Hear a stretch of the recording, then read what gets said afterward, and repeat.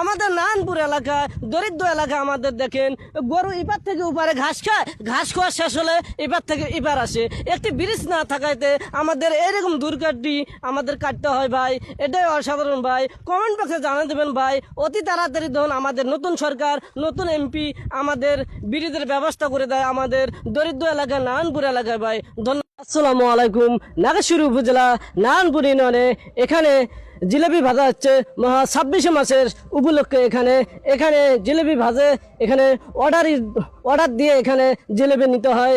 জিলেবির মহাজনের সাথে আমি কথা বলবো, তারা জিলেবি কোন রেটে বিক্রি করতেছে, সরকারি রেটে না বেসরকারি রেটে। আসসালামু আলাইকুম। ওয়ালাইকুম আসসালাম। ভালো আছেন? আলহামদুলিল্লাহ আছি ভালো। এগুলো কি সব জিলেবি তো আপনার না? হ্যাঁ, এলে যা আছে সব আমার। হ্যাঁ, জিলেবি লালটা কত আর সাদাটা কত একটু বলবেন একটু? লাল সাদা এক রেট, রেট হচ্ছে মাত্র 200 টাকা। এটা কি সরকারি রেট? অবশ্যই সরকারি রেট। অবশ্যই দর্শক বন্ধুরা, নারায়ণপুরের লোক যদি হয়ে থাকেন এখানে 26 মাসে উপলক্ষে ধরে এখানে স্বাধীনতা দেখতে আসেন। স্বাধীনতা শেষে এখানে শান্তর দেখা করে এখানে সরকারি রেটে আপনারা জিলেবি নেবেন মাত্র 200 টাকা রেটে। ধন্যবাদ।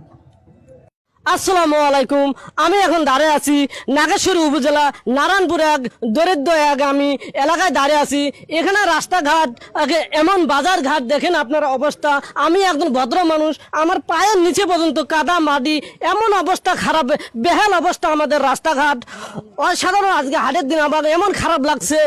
আমি নতুন সরকার নতুন এমপির কাছ থেকে আমি আবেদন করে আমি বলি, অতি তাড়াতাড়ি আমাদের নারায়ণপুর ইউনিয়ন এমনকি সারা বাংলাদেশ যত চর অঞ্চল আছে এখানে রাস্তাঘাট আমি অবশ্যই ভালো চাই। আমি নতুন সরকার নতুন এমপির কাছ থেকে এটাই আমি আশা করি, এটাই আমার আদেশ।